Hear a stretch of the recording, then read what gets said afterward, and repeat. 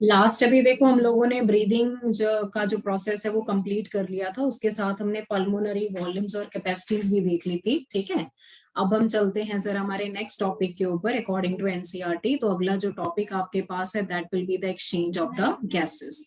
अब आप ये देखो कि आपने ब्रीदिंग कर लिया, तो जब आपने बेटा ब्रीदिंग करा तो जो ऑक्सीजन बाहर एटमॉस्फेयर में थी वो ऑक्सीजन कहाँ चली गई है? आपके लंग्स में। लंग्स का मतलब वो ऑक्सीजन कहाँ है? एल्वियोलाई में पहुंच गई, एल्वियोलाई में। ठीक है, अब आपने बेटा उस ऑक्सीजन को एल्वियोलाई से ब्लड में डालना है, और ब्लड में जो फाउल गैस है कार्बन डाइऑक्साइड उसको लंग्स में डालना है। Are you getting?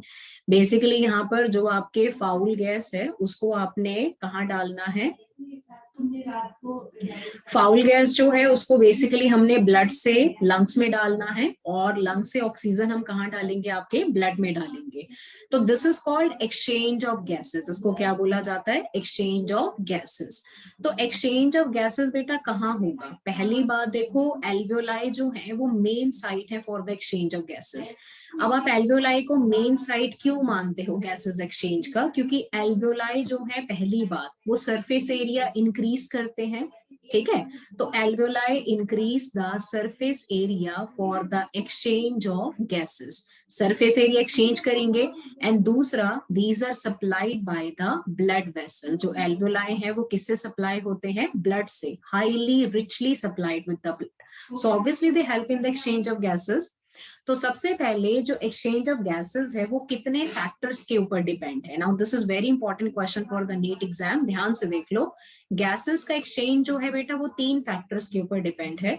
सबसे पहला फैक्टर आता है प्रेशर ग्रेडियंट, मतलब there must be a difference in the pressure. जैसे गैसेस हमेशा डिफ्यूज करती हैं from the higher pressure towards lower pressure. तो अगर ये प्रेशर का डिफरेंस नहीं होगा तो गैसेस का बेटा डिफ्यूजन नहीं हो सकता। तो प्रेशर डिफरेंस होना जरूरी है। दूसरा आता है थिकनेस ऑफ रेस्पिरेटरी मेम्ब्रेन। जो हमारी रेस्पिरेटरी मेम्ब्रेन है उसकी थिकनेस। थिकनेस का मतलब मेम्ब्रेन जितनी पतली होगी उतना ज्यादा वहां पर एक्सचेंज ऑफ गैसेस होगा। तो मेम्ब्रेन की जो थिकनेस है वो कितनी होती है? Less than 1 millimetre. Less than 1 millimetre का मतलब ये हुआ कि जो हमारी रेस्पिरेटरी मेम्ब्रेन है वो बेसिकली 1 मिलीमीटर से भी कम है, तो वो बहुत ही पतली है बेटा। तो जितनी वो पतली होगी उतना इजिली वहां पे क्या होगा? Exchange of gases. और तीसरा फैक्टर हमारे पास आता है सॉल्युबिलिटी ऑफ गैसेस। गैसेस की सॉल्युबिलिटी, कि गैसेस कितनी ज्यादा सॉल्युबल है। सॉल्युबल है तो फिर एक्सचेंज उतना ही इजी रहता है। जैसे कि कार्बन डाइऑक्साइड जो कि बेटा 20 to 25 टाइम मोर सॉल्युबल है as compare to the oxygen. तो गैसेस जितनी ज्यादा सॉल्युबल होंगी उतना वो एक्सचेंज में हेल्प करती हैं। तो टोटल बेटा तीन फैक्टर्स हैं। पहला है प्रेशर ग्रेडियंट, दूसरा है थिकनेस ऑफ रेस्पिरेटरी मेम्ब्रेन जो कि 1 मिलीमीटर से भी कम है, और तीसरा है सॉल्युबिलिटी ऑफ गैसेस जिसमें कार्बन डाइऑक्साइड कितनी सॉल्युबल है? 20 to 25 time more soluble as compare to oxygen. अब आप ना रेस्पिरेटरी मेम्ब्रेन का जरा डायग्राम चेक कर लो। ये डायग्राम आपने बनाना है बेटा क्योंकि एनसीईआरटी में है, तो जो जो एनसीईआरटी में है वो सब ड्रॉ करना है आपने। सिंगल एल्वियोलस दिया है आपको, एक एल्वियोलस है जिसके अंदर एल्वियोलर कैविटी है। ठीक है, इसकी वॉल जो है वो बनती है स्क्वैमस एपिथेलियम की। स्क्वैमस का मतलब होता है फ्लैट सेल। तो स्क्वैमस एपिथेलियम की वॉल है किसकी? एल्वियोलाई की। ठीक है, and this is resting upon a membrane जिसका नाम है बेसमेंट मेम्ब्रेन। और एल्वियोलाई को ब्लड कौन सप्लाई करता है? आपको पता है ना कि पल्मोनरी आर्टरी जो है वो डीऑक्सीजनेटेड ब्लड लेके जाती है कहाँ? लंग्स के पास। और जैसे ही वो लंग्स में जाती है वो टूट के क्या बनाती है? Pulmonary capillaries. ठीक है, and then pulmonary capillaries again comes out in the form of pulmonary veins. और वेन जो है वो ऑक्सीजनेटेड ब्लड लेके आती है लंग से बाहर।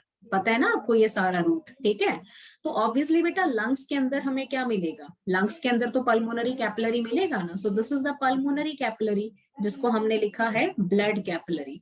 Blood capillary is actually the pulmonary capillary which is carrying the blood. ठीक है, और ये पास करती है एल्वियोलाई के ऊपर से। तो बेटा इसकी जो खुद की वॉल है, इसकी जो खुद की वॉल है, इसको क्या बोलते हैं? एंडोथीलियम। क्या बोला जाता है? एंडोथीलियम। तो एक है हमारे पास स्क्वैमस एपिथेलियम, जो एल्वियोलाई की वॉल है, जो 1 सेल थिक है क्योंकि एक ही लेयर की बनी है। सेकंड है बेसमेंट मेम्ब्रेन, जो बहुत पतली है। तीसरी है बेटा एंडोथीलियम। ये तीनों मिलके हमारे पास क्या बनाते हैं? ये तीनों मिलके बनाते हैं membrane. That membrane is called respiratory membrane. तो रेस्पिरेटरी मेम्ब्रेन बेटा जितनी पतली होगी उतना ज्यादा यहाँ पर क्या होगा? Exchange of gases. तो जो ऑक्सीजन एल्वियोलाई में है वो इस मेम्ब्रेन के थ्रू डिफ्यूज कर जाती है ब्लड में, और ब्लड में जो कार्बन डाइऑक्साइड है वो डिफ्यूज करके चलेगी एल्वियोलाई में। तो इसको हमने क्या बोल दिया? This is called exchange of gases. Point समझ में आया? इसको क्या बोला जाता है? Exchange of gases. तो बेटा एक्सचेंज ऑफ गैसेस का ना एक डायग्राम है जो आपकी एनसीईआरटी में है। इस डायग्राम को भी गो थ्रू कर लेते हैं। वैल्यू जो यहाँ पर मेंशन्ड है ये आपको याद करनी पड़ेगी सारी की सारी, ठीक है? ये याद करनी है आपने। सबसे पहले एल्वियोलस एक लेते हैं, और एल्वियोलस, अब ये हमारा हार्ट है बेटा, इसको ध्यान से देखो। हार्ट में टोटल 4 चैम्बर हैं। Right auricle, right ventricle, left auricle, left ventricle. आपको पता है ना राइट साइड में कौन सा ब्लड होता है? डीऑक्सीजनेटेड, और लेफ्ट साइड में ऑक्सीजनेटेड, ठीक है? तो राइट साइड का जितना भी डीऑक्सीजनेटेड ब्लड है बेटा वो किसको दिया जाता है? पल्मोनरी आर्टरी को। So pulmonary artery is carrying which kind of the blood? It is carrying the deoxygenated blood. वो ब्लड लेके कहाँ जाएगी? लंग्स के पास, और लंग्स में किसको दे देगी? एल्वियोलाई को। और लंग्स में बेटा क्या बनती है? कैपिलरीज, जहां पर होता है एक्सचेंज। तो एल्वियोलाई में ऑक्सीजन का पार्शियल प्रेशर चेक करो कितना है? 104 मिलीमीटर ऑफ मर्क्यूरी। ध्यान से देखो। पार्शियल प्रेशर कार्बन डाइऑक्साइड का कितना है? 40 मिलीमीटर ऑफ मर्क्यूरी। देख रहे हो? तो किसका पार्शियल प्रेशर ज्यादा है? ऑक्सीजन का। तो यानी कि यहाँ ऑक्सीजन ज्यादा है। तो गैसेस कहाँ से कहाँ डिफ्यूज करती हैं? From the higher pressure towards lower pressure. तो ऑक्सीजन डिफ्यूज करके चली गई ब्लड में, और ब्लड से बेटा कार्बन डाइऑक्साइड डिफ्यूज करके चलेगी एल्वियोलाई में। So here the exchange of gases is between the alveoli and pulmonary capillaries, ठीक है? यहाँ पर जो एक्सचेंज ऑफ गैस है वो किसके बीच में हो रहा है? Here the exchange of gas is between the alveoli and the pulmonary capillary. तो हम इसको नाम देते हैं एक्सटर्नल रेस्पिरेशन। क्या बोला जाता है इसको? एक्सटर्नल रेस्पिरेशन, क्योंकि लंग्स में होगा, ऊपर चेस्ट कैविटी में, ठीक है? अब आई बेटा हमारी पल्मोनरी वेन। अब पल्मोनरी वेन में जो ब्लड प्रेजेंट है वो कैसा ब्लड प्रेजेंट है? ऑक्सीजनेटेड ब्लड है, ठीक है? So pulmonary vein is carrying the oxygenated blood toward the heart. तो हार्ट के पास ऑक्सीजनेटेड ब्लड लाए। हार्ट के कौन से चैम्बर में? लेफ्ट वाली साइड में। लेफ्ट से वो ब्लड एओर्टा के थ्रू निकल गया बाहर, तो वो ब्लड हमने किस में डाल दिया? सिस्टमिक आर्टरीज में। तो systemic arteries carrying the oxygenated blood to the body part. किसके पास जाती है ब्लड लेके? बॉडी पार्ट के पास, ठीक है? और इस ब्लड में पार्शियल प्रेशर ऑक्सीजन का कितना है? 95 mmHg। PCO2 कितना है? 40 mmHg। तो किसका पार्शियल प्रेशर ज्यादा हुआ? ऑक्सीजन का। तो ऑक्सीजन डिफ्यूज करेगी from the higher partial pressure to what? Lower, और कार्बन डाइऑक्साइड डिफ्यूज करेगी फ्रॉम हायर टू लोअर, ठीक है? क्योंकि बेटा बॉडी टिश्यू की अगर मैं बात करूं तो बॉडी टिश्यू यानी कि जो हमारे बॉडी सेल्स हैं, यहाँ लगातार होता है कैटाबॉलिज्म। तो उसमें ऑक्सीजन कंज्यूम होती है, कार्बन डाइऑक्साइड प्रोड्यूस होती है। तो हमारे बॉडी टिश्यू में पार्शियल प्रेशर ऑक्सीजन का है 40 और कार्बन डाइऑक्साइड का है 45। तो किसका पार्शियल प्रेशर ज्यादा हुआ? कार्बन डाइऑक्साइड का ना। तो कार्बन डाइऑक्साइड बॉडी टिश्यू से निकल के चली गई ब्लड में, और ऑक्सीजन आ गई बॉडी टिश्यू में। So here the exchange of gases is between the tissue capillary and the body tissue. किसके बीच में होगा? Tissue capillary and the body tissue, ठीक है? और ये एक्सचेंज होता है अंदर सेल्स में। तो इसको नाम दिया जाता है इंटरनल रेस्पिरेशन। क्या बोलते हैं इसको? Internal respiration. तो अल्टीमेटली बेटा अब आपका ब्लड कैसा हो गया? डीऑक्सीजनेटेड हो गया। अब ये डीऑक्सीजनेटेड ब्लड हम किसको दे देंगे? सिस्टमिक वेन को।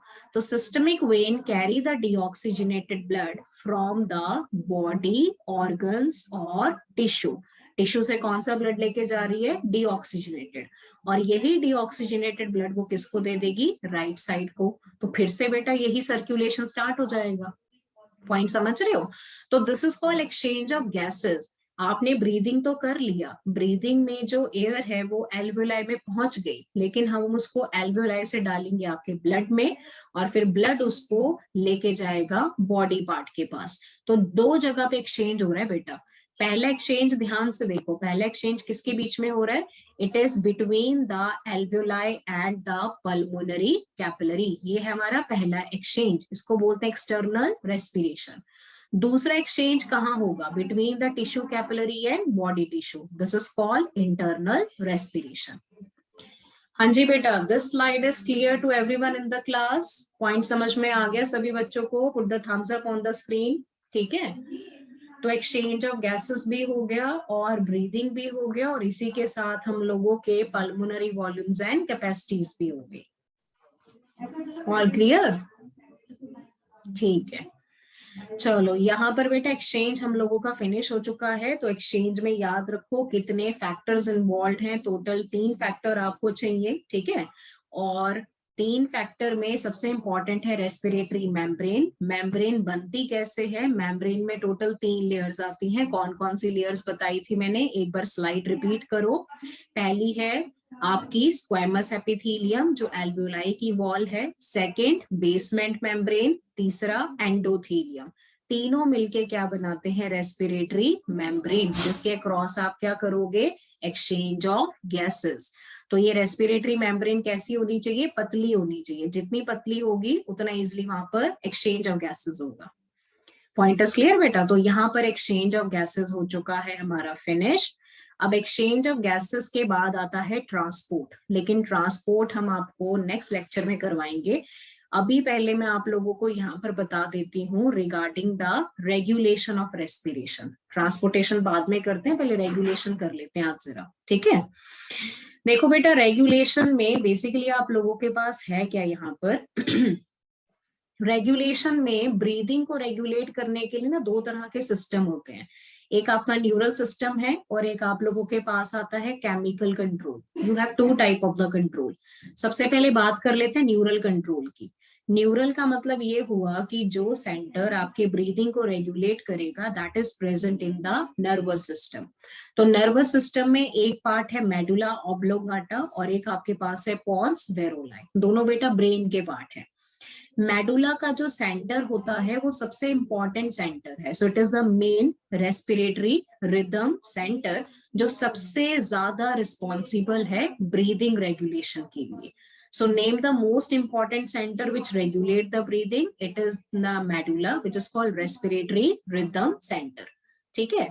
दूसरा सेंटर बेटा पॉन्स रीजन में है। तो पॉन्स में जो सेंटर है उसको नाम दिया जाता है न्यूमोटैक्सिक सेंटर। पी साइलेंट है इसमें। क्या बोलते हैं? न्यूमोटैक्सिक सेंटर, जो कि रेस्पिरेटरी रिदम सेंटर के साथ मिलके काम करता है, ठीक है। तो न्यूमोटैक्सिक का बेसिकली काम क्या होगा? देखो, पॉन्स वेरोलाई में जो न्यूमोटैक्सिक सेंटर है उसका मेन काम क्या है? उसका मेन काम होता है इट कंट्रोल द इंस्पिरेशन। अगर हम बोलते हैं कि हमारे में इंस्पिरेशन 3 सेकंड तक ही चलना चाहिए, तो उस चीज को ध्यान कौन रखता है? न्यूमोटैक्सिक। अगर आप ज्यादा लंबा इंस्पिरेशन करोगे, ज्यादा लंबी सांस अंदर खींचोगे तो लंग्स की बेटा ओवर स्ट्रेचिंग हो जाएगी।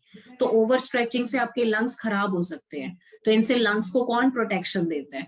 The lungs will be protected by the centre which is called pneumotaxic centre, क्योंकि न्यूमोटैक्सिक सेंटर एक लिमिट तक आपकी इंस्पिरेशन को होने देगा, उसके बाद इंस्पिरेशन को रोक देता है, क्योंकि ज्यादा स्ट्रेचिंग से आपके जो लंग्स हैं वो बर्स्ट हो सकते हैं, ठीक है, ब्रेक कर सकते हैं। तो उससे उनको प्रोटेक्शन देता है कौन? Pneumotaxic centre. तो मेडुला और पॉन्स दोनों मिलके हमारी ब्रीदिंग को क्या करते हैं? रेगुलेट करते हैं। अब दूसरा जो सेंटर हमारे पास आता है बेटा, उसको केमिकल रेगुलेशन बोला जाता है। दूसरा कौन सा है? Chemical regulation.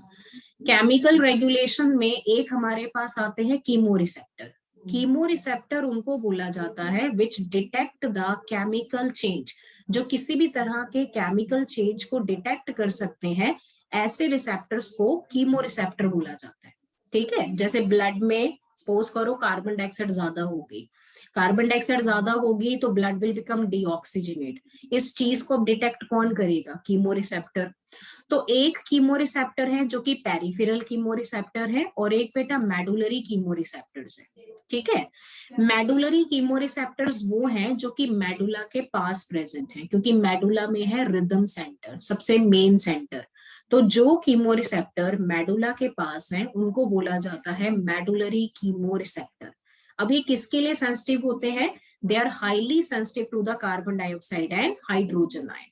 तो सपोज करो अगर हमारे ब्लड में कार्बन डाइऑक्साइड का कंसेंट्रेशन बढ़ता है तो मतलब blood is deoxygenate, carbon dioxide बढ़ेगा तो H पॉजिटिव भी बढ़ेगा। और आपको पता है कि H positive is related to pH.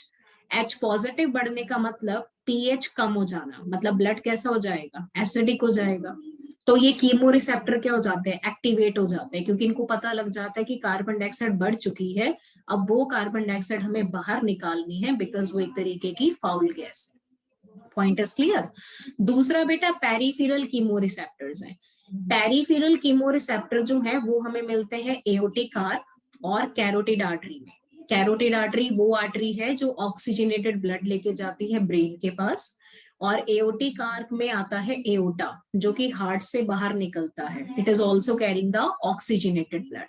अगर इस ब्लड में कार्बन डाइऑक्साइड और H पॉजिटिव का कंसेंट्रेशन बाय चांस ज्यादा होता है तो ये कीमो रिसेप्टर क्या हो जाते हैं? एक्टिवेट हो जाते हैं।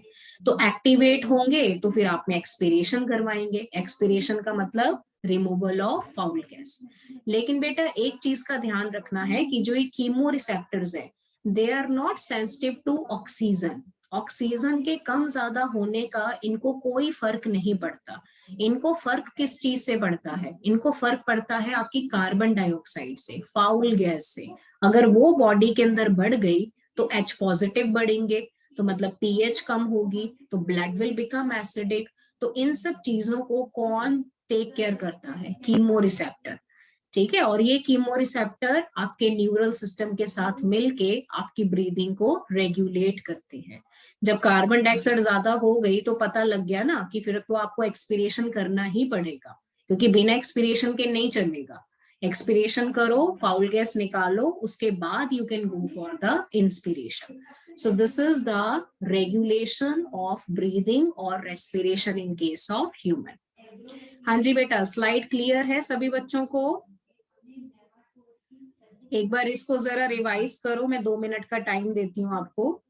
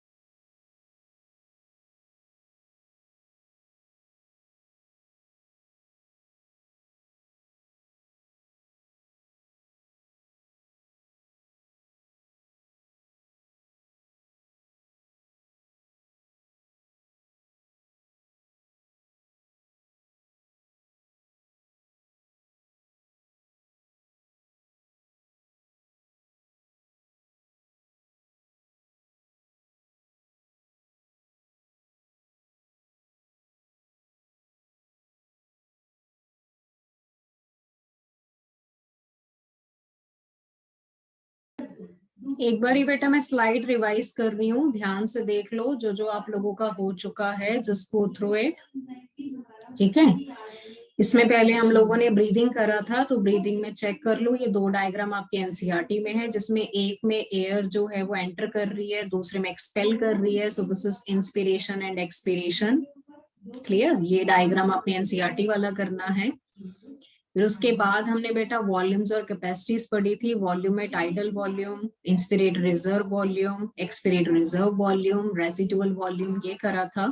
Then we have completed the capacities. Capacity में इंस्पिरेटरी कैपेसिटी है, एक्सपिरेटरी है, फंक्शनल रेजिडुअल कैपेसिटी है, वाइटल कैपेसिटी है और टोटल लंग कैपेसिटी है। ये आप लोग अच्छे से गो थ्रू कर लो इनको भी। देन एक्सचेंज ऑफ गैसेस किया था, जिसमें मैंने आपको 3 फैक्टर बताए थे जिसके ऊपर एक्सचेंज ऑफ गैसेस डिपेंड करता है। वो 3 फैक्टर ध्यान से याद कर लो। रेस्पिरेटरी मेम्ब्रेन और एल्वेओलाई का डायग्राम अच्छे से चेक कर लो, और ये डायग्राम एनसीईआरटी में है तो इसको बहुत अच्छे से करना है आप लोगों ने। ठीक है, देन उसके बाद हमने ये डायग्राम किया था, ये भी बेटा डायरेक्ट एनसीईआरटी का डायग्राम है, जिसमें आपके पास आता है एक्सचेंज ऑफ गैसेस, जो आप लोग ध्यान से देखो। 2 जगह एक्सचेंज होगा, एक एल्वेओलाई और पल्मोनरी कैपिलरीज के बीच में होगा, और दूसरा टिश्यू कैपिलरी और बॉडी टिश्यू के बीच में होगा। So there are 2 type of the exchange of gases. ठीक है, और गैसेस हमेशा याद रखो कैसे डिफ्यूज करती हैं, from the higher partial pressure toward lower partial pressure. Partial pressure का मतलब होता है the pressure which is exerted by the gas in a mixture of gases. तो ऑलवेज गैसेस डिफ्यूज करेंगी higher pressure towards lower pressure, और you can say higher partial pressure towards lower partial pressure. तो value ढंग से याद करो, partial pressure का alveoli में, सिस्टमिक आर्टरी में एंड सिस्टमिक वेन में। This is very important. फिर उसके बाद बेटा इसमें मैंने आपको रेगुलेशन बताया है, क्योंकि ये बहुत छोटा टॉपिक है तो इसको साथ साथ में कवर कर लो। तो रेगुलेशन में न्यूरल रेगुलेशन है, जिसमें कि ब्रेन आपका ब्रीदिंग को कंट्रोल करेगा। तो ब्रेन में 2 सेंटर है, one is medulla, another is in the pons. Medulla वाला जो सेंटर है वो आपका रेस्पिरेटरी रिदम सेंटर है, मतलब सबसे इंपॉर्टेंट आपका मेन सेंटर।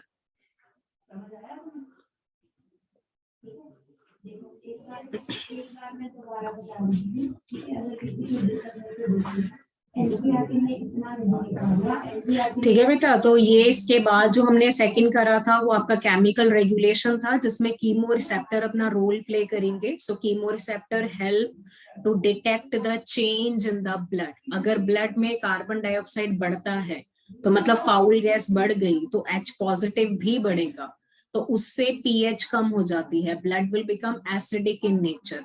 तो हमारी बॉडी का प्रायोरिटी क्या रहता है कि उस फाउल गैस को बाहर निकालो, कार्बन डाइऑक्साइड को बाहर निकालो। तो उसके लिए जो हमारे कीमो रिसेप्टर हैं वो इस चीज को डिटेक्ट करके सिग्नल आपके न्यूरल सिस्टम को भेज देंगे, फिर आपका न्यूरल सिस्टम इन चीजों को निकालेगा बॉडी से बाहर। समझे? लास्ट में बेटा इसमें ना डिसऑर्डर्स हैं, वो भी जरा एक बारी फटाफट से गो थ्रू कर लेते हैं। पहले तो वो डिसऑर्डर देखो जो एनसीईआरटी के अकॉर्डिंग आपने करनी है। तो एनसीईआरटी में ये 3 डिसऑर्डर्स हैं आप लोगों के पास which are related with the respiratory system. पहले इनको गो थ्रू कर लेते हैं। अब इन डिसऑर्डर में सबसे पहले आता है एस्थमा। एस्थमा जो है वो बेसिकली एक तरीके का एलर्जिक डिसऑर्डर है। जैसे कई लोगों को पोलन ग्रेन से एलर्जी होती है, ठीक है, या धूल मिट्टी से, डस्ट से बहुत एलर्जी हो जाती है लोगों को। कईयों का आपने देखा होगा, अगर वो फ्लावर वगैरह की फ्रेग्रेंस लेते हैं तो उनसे भी उनको एलर्जी हो जाती है, तो छींके शुरू हो जाती हैं, सांस लेने में दिक्कत होती है, कफिंग भी हो जाती है। तो ये बेसिकली जो डिसऑर्डर है एस्थमा, इसमें क्या होता है कि जो हमारे ब्रोंकाई हैं या जो ब्रोंकियोल्स हैं वो उसमें ना इन्फ्लेमेशन हो जाती है। इन्फ्लेमेशन का मतलब होता है कॉन्स्ट्रिक्शन, मतलब वो ना कंस्ट्रिक्ट कर जाएंगे। एक तो उनका डायमीटर सपोज करो पहले से बहुत कम है, अब वो और ज्यादा कॉन्स्ट्रिक्ट हो गए तो बंद नहीं हो जाएंगे। तो फिर गैस का पास कैसे करोगे, ऑक्सीजन अंदर नहीं जा पाती, कार्बन डाइऑक्साइड बाहर नहीं निकल पाती, so that will be a difficulty in the breathing. This is called asthma. Then उसके बाद आता है एम्फीसीमा। अच्छा, एस्थमा में आपने देखा होगा लोगों को इनहेलर दिए जाते हैं, डॉक्टर्स जो होते हैं वो लोगों को इनहेलर देते हैं, देखा है ना आपने। तो इनहेलर में बेसिकली होता है ब्रोंकियोडाइलेटर। ब्रोंकियोडाइलेटर का बेसिकली काम क्या है कि ये ब्रोंक्यूल्स को डाइलेट कर देता है, खोल देता है। तो इससे क्या होगा, एयर जो है वो बहुत इजिली पास हो जाती है। फिर आता है एम्फीसीमा। एम्फीसीमा जो है क्रॉनिक डिसऑर्डर है, क्रॉनिक, लंबी चलती है, पूरी जिंदगी, ठीक नहीं होती है, क्रॉनिक डिसऑर्डर है। इसका मेन रीजन है कि जो लोग बहुत ज्यादा बेटा सिगरेट स्मोकिंग वगैरह करते हैं, तो उनसे क्या है कि बोलते हैं ना स्मोकिंग नहीं करनी चाहिए, बीड़ी या सिगरेट वगैरह, तो इससे क्या होता है कि हमारे जो एल्वेओलाई की वॉल है वो डैमेज हो जाती है। तो एल्वेओलाई की वॉल डैमेज हो गई तो एल्वेओलाई कोलैप्स कर जाएंगे, तो सरफेस एरिया कम हो जाएगा, तो फिर गैसेस का एक्सचेंज कैसे होगा, नहीं होगा ना, तो डिसऑर्डर को बोलते हैं एम्फीसीमा। फिर आता है ORD, occupational respiratory disorder. Occupational respiratory disorder है पर्सन के ऑक्यूपेशन की वजह से।